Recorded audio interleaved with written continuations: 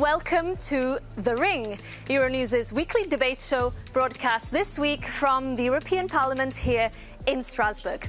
I'm your host, Maret Gwyn. Every week, two members of the European Parliament step into the ring to debate some of the most pressing issues facing the European Union.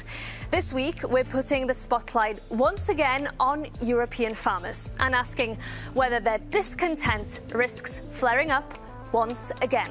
Luis Albertos has more. For 2 years, farmers' anger has been spilling onto European streets. Their grievances, high operational costs, stringent environmental rules, and fierce foreign competition.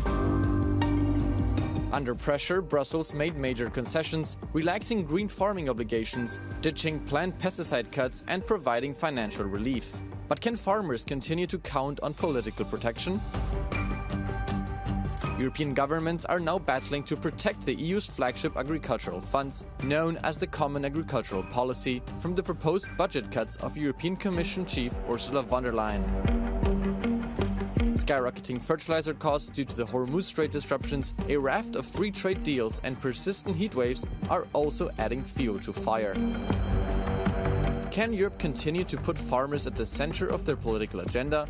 Or will competing demands from defense spending to enlargement force the EU to make difficult choices? Plenty there for our contenders to get their teeth into. Let's meet them. Kieran Mullowly, an Irish MEP from the Liberal Renew Europe group. He's a vice chair of the Special Committee on Housing and a member of the Committees on Regional Development and Agriculture and Rural Development. Before becoming an MEP, he worked as a journalist for over 3 decades. Regarding the EU long-term budget, he said, "The Common Agricultural Policy must have a dedicated and robust budget of 433 billion euros, at least at current prices. CAP cannot be treated as a leftover or absorbed into national envelopes." Pekka Toveri, a Finnish MEP from the centre-right European People's Party. A retired general of the Finnish Defence Forces, he serves in the Committees on Security and Defence and Agriculture and Rural Development. He says the next MFF is requiring difficult choices. As more resources are needed towards new priorities such as security and defence, the next CAP needs to make every euro count by providing effective, well-targeted support for our farmers and strengthening Europe's food security. Kieran Mullowly and Pekka Toveri, welcome. Thank you so much for being with us. Great to have you. Very, very relevant topic, farmers back in the political spotlight. Let me start with you, Kieran Mullowly. Tough negotiations happening now on the EU's next long-term budget. Will farmers' subsidies be protected? I hope they will. I think that's the first issue, and I think Necca probably will agree with me that we need to put food security very high on our agenda. I get a sense already as the Irish presidency starts that there is an agreement across the board among the member states that food security is still very important. So I really hope they will. It will be a question of how we balance the books on this issue. Where will the deficit come from? Because farmers cannot cope with a loss of 20 to 24% in their subsidies. Yet the EU's facing multiple challenges. You come from Finland, Mr. Toveri. Sharing the longest land border in the EU with Russia. We know about the defence and security threats. We know about the budget needed to fund those defence needs. Is it inevitable now that farmers may face cuts as the EU tries to address this threat? Well, first of all, I have to say that, I'm coming from Finland, which 1866 to 68 was one of the last Western European countries with big famine. 8% of the population died because of famine. So we understand about food security and the importance of agriculture. But on the other hand, we also know the threat of Russia, and which is not only the eastern border countries, but the whole Europe. And therefore, we need to be stronger in security and defense, and that means everybody have to bid in also agriculture. And its most important thing is not how much you throw in money, but how you use the money. You mentioned that member states seem intent on protecting farmers, but the Commission Chief Ursula von der Leyen did propose a major cut. So does she really have farmers' interests at heart, would you say?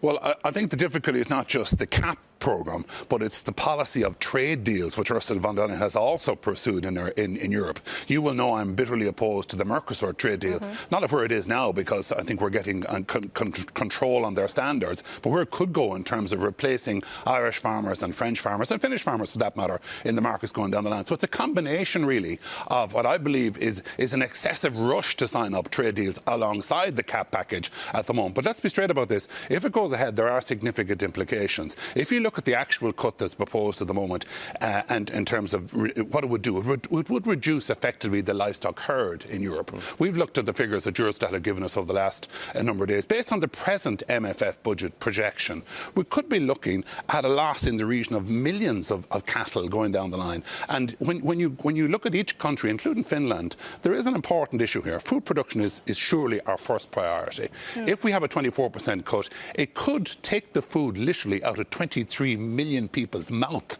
over the course of 7 years. Now, nobody wants that. Indeed. I want to pick up on what you said about the Mercosur free trade deal. We know that your party, the EPP, has been championing this agenda of striking various trade deals with different parts of the world. But is it an existential threat now to farmers, would you say? I don't agree. You have to remember, true to my background, I'm a big picture guy. Farming is very important for Europe, but from the EU's economy, it's 1.2%. Still, we use about 30% of our budget to support farming. Where that money comes? It comes from the 98.8% of other trade and industry, which is providing that money. Mercosur was 94% of anything else but agriculture. Only 6% was agriculture, and it also opened markets for European agriculture to South America. So I think that we need this kind of deals because we are challenged by not only by Russia and China, but the United States too. So the pros of Mercosur outweighs the cons, Toveri says. I think the main issue with Irish farmers and indeed Finnish farmers had with Mercosur was the lack of equivalence. We're looking at two member states producing food on a different system. In Brazil, without the standards, without the testing, without the audits, we found that out. That's why they're no longer on the safe food list in Europe at the moment. I want to pick up on how this debate has become so politicised. Would you say that this debate has become too politicised and that we're losing sight of the real concrete concerns of farmers on the ground, including in Finland? Well, we saw what happened in the Mercosur voting. In EPP, all the French and Polish MEPs voted against it. All the French MEPs in all the parties voted against it, even though all the studies show that Mercosur is good for the economy of France. Why? Because there's elections coming and nobody wants to give any room for any populist party bringing in the farmers' votes. So the strategic picture, the big picture, is thrown away because of narrow national political issues. And big issue here is that Europe hasn't prepared for decades properly the world we are living in. The energy prices are crazy because we are still depending on fossil fuels. The fertilizer prices are crazy because we are depending either from the dictatorships or fertilizers coming from an area which has always been volatile and full of crises. So we have to prepare and make sure that the whole chain, food production chain, is protected and the prices are adequate so that the farmers can make a living out of it. But when we talk about food security, MEP Maloli, do you think it's fair to say that European consumers might need to be prepared to pay more in order to ensure food security, local produce and so on? Well, I think firstly, if Europe does not support the industry to the manner it should do, they will have to pay more. That's a fact. But I think the important issue here is to remember where we've come from. You know, it is a cliche, I know, and it's often used that Europe is now going for tanks instead of tractors. This is thrown out. But you've got to look behind that phrase at the historic background to this. When we joined the European Union back in 1973, agriculture was the reason we came in. It was nothing to do with defence. At that point in time, 72% of the European budget was spent on agriculture. It's now down to 20-25%.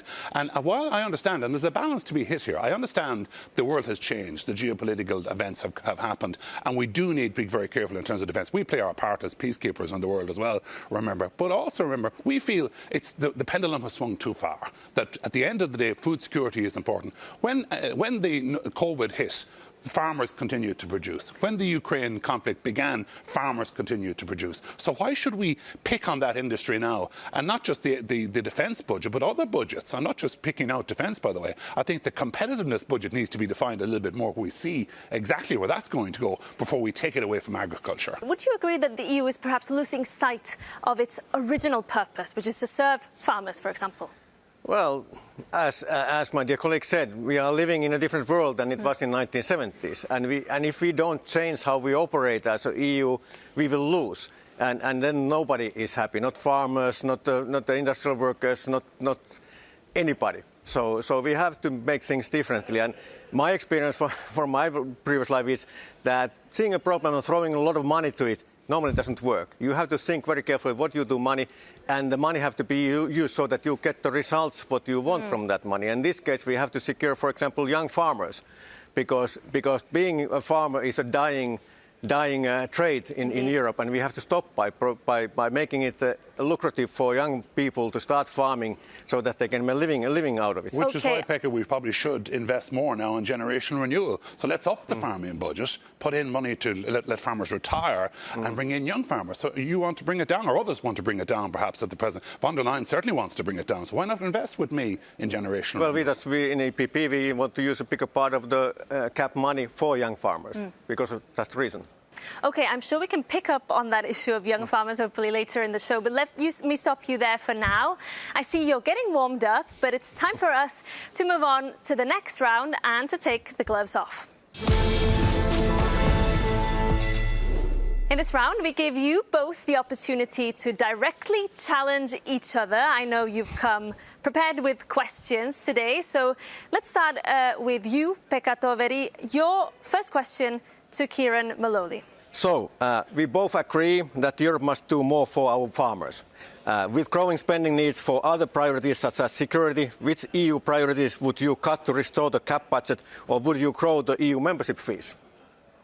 Yeah, so straight away, I think I've just touched on it. Competitiveness is a new budget, and it's important. I read the Mario Draghi report like everybody else, but it's 450 billion. It's an awful lot of money. And at the moment, in my mind, it's not defined clearly where it's going to go. So I would look at that firstly. That's the first area I would hit on. Remember what's happened in defence and space and that area. We've gone from where we were spending just 14 billion up to where we are now, over 70. I mean, do we need to go that far? That's the question I ask. Is the race to space more important than the race to have food on the tables in Finland and in Ireland? I don't think it is. So those are the key areas I would look more closer at in terms of determining where the budget deficit would come from. OK. Kieran Maloli, your first question to your opponent, Pekka Toveri. Yeah, I mean, I suppose you have consistently argued that Europe should invest. Now, I respect that. I also respect the work you've done as a former general and your own professional career. But I suppose I would argue that when one looks around Europe, and even at Finland, where, you know, in recent years you've seen an issue of deprivation among children, where up to 10%, I believe, of children in Finland have come up to a point where they're suffering from deprivation. That's food on the table. So what I would argue to you is that your domestic agenda, it should be seen on a par with any concerns about defence. And particularly I would argue that food security is national security at the end of the day. Well, I have to say that I agree, totally. You know, we can, in time of crisis, we can live about max 3 days without water, a couple of weeks without food, without electricity much longer. So yes, food security is very important for our security, and we have to safeguard that. And again, the money have to go to the right places. And it's not only, we have to remember that this house is for legislation. You don't always have to throw money on the problems. You can also make legislation to improve the condition of the farming and make it easier, less bureaucracy, less restrictions for the farmers, so that they can concentrate what they are doing the best, bringing food to the table. Your second question now to MEP Kieran Maloli. So the real crisis is not only funding, it is that young people are leaving farming, as we discussed already. If you had to choose, would you prioritize supporting existing farms or bringing a new generation into agriculture? A very good question, and I think we've touched on it already in this debate. They are equally important, but I suppose look at the average age across Europe. We have a major problem on the upper end. So we have farmers up at 57, 58 years of age, the average in Europe at the moment. It's far too high. The industry, I think, ultimately is doomed. So my first priority would be to deal with that issue with strong investment supports. Firstly, to let farmers get out. So a retirement package for farmers to leave. That would be my first priority. And then secondly, a package, particularly in Ireland, where we have a lot of young farmers coming in who need to get investment for new machinery, to buy land, to get a first step on the ladder. We've traditionally had a problem in land being handed over to the next generation. But I think if the funding is available, and Commissioner Christoph says on a regular basis that he's going to prioritise it, I would like to see investment in that generation renewal going right up to 10% in the next package. OK. Kieran Maloney, your final question. Yeah, I suppose in general, Europe has managed to increase the defence expenditure dramatically. So I can understand, and I can understand why. I'm not blind to what's going on in Europe. But why can't Europe also maintain, what I think, a properly funded common agricultural policy at the end of the day?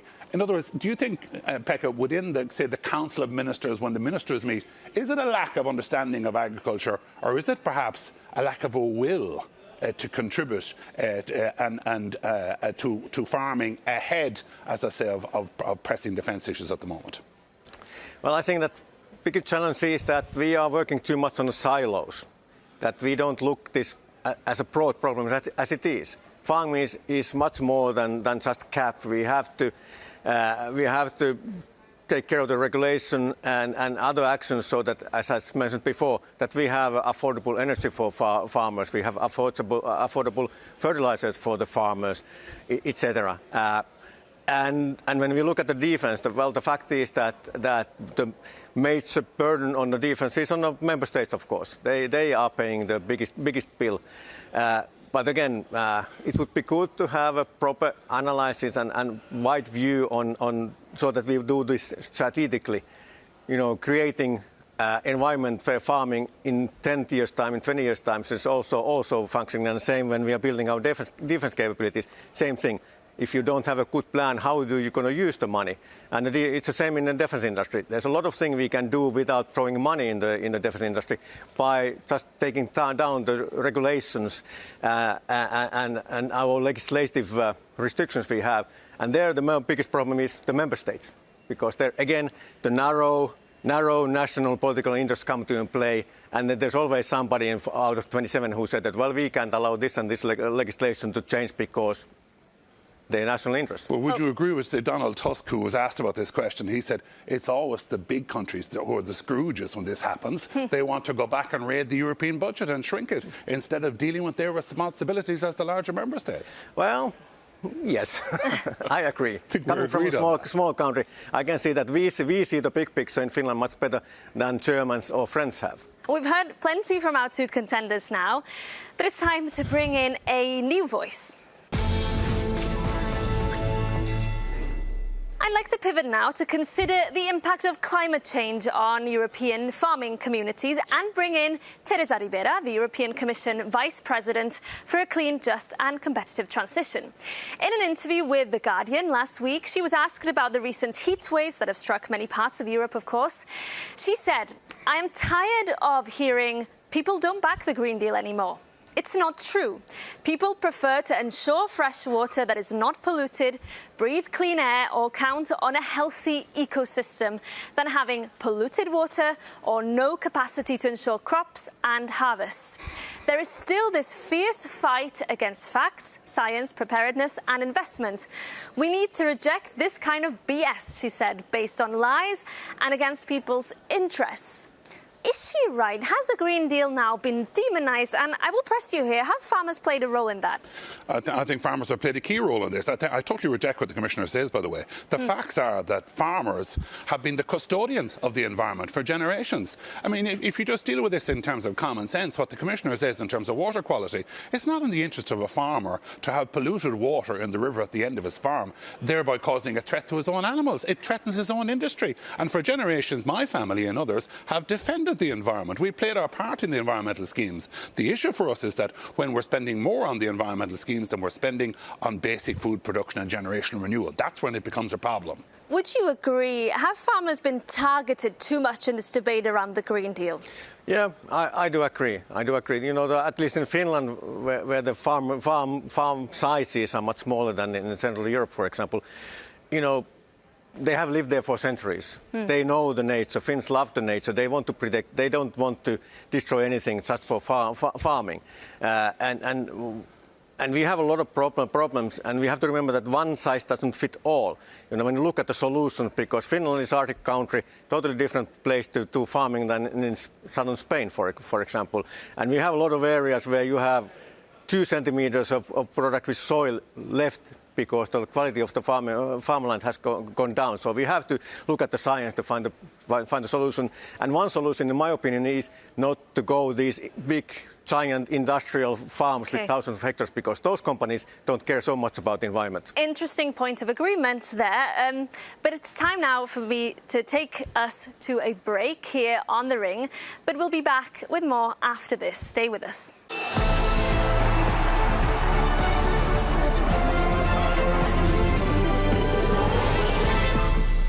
Welcome back to The Ring, Euronews' weekly debate show. I'm Marit Gwyn, and I'm joined today by Kieran Maloli from the centrist Renew Europe group and Pekka Toveri from the European People's Party. Today, our topic is European farmers and the multiple challenges they face.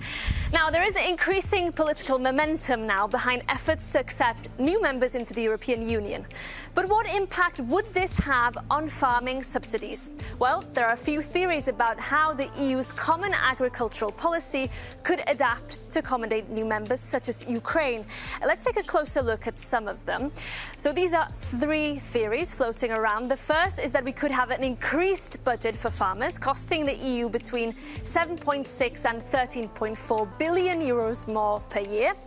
Secondly, we could see the eligibility criteria tightening a bit, meaning some farmers, notably in Western Europe, could see cuts to the current levels of subsidies they receive.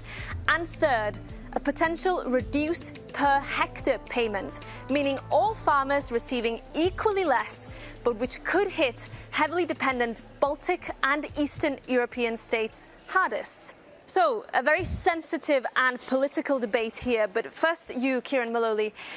Ukraine joining the EU, is this good or bad news for farmers? Well, let me say firstly, I represent the farmers in Ireland, so I'm opposed full stop to a reduction in our subsidies or in our single farm payments. That doesn't mean I don't understand the invitation to Ukraine to come on board. That doesn't mean I don't understand the contribution the farmers can make to Europe. But we have to remember that in full production, the output from Ukraine would master both France and Italy put together in an annual year. So clearly the first option is going to have to come into play. They're going to have to look at the budget. The Irish presidency has already discussed this. They're going to look at it in the early stages. We've got to start now. I think we're some distance away from Ukraine actually coming to that point. If it happens, they have a lot of issues to resolve in their own country aside from the Russian conflict. But clearly the budget is going to have to be re-looked at, and it cannot mean a reduction of subsidies for farmers in Western Europe. But yet we've just discussed about how it's very difficult now to increase any budget because money is scarce. But what about this idea, Pekka Toveri, of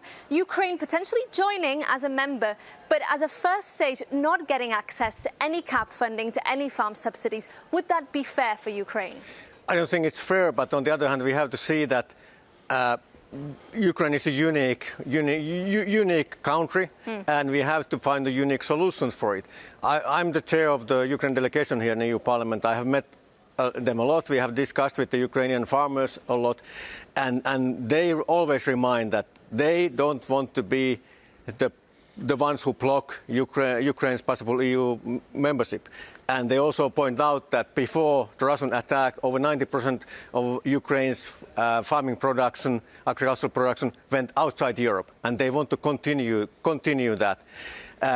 And then when we look at the size, already the cap has, the suggestion for the cap has limits on how, on the size of the farms, that bigger farms don't get any support.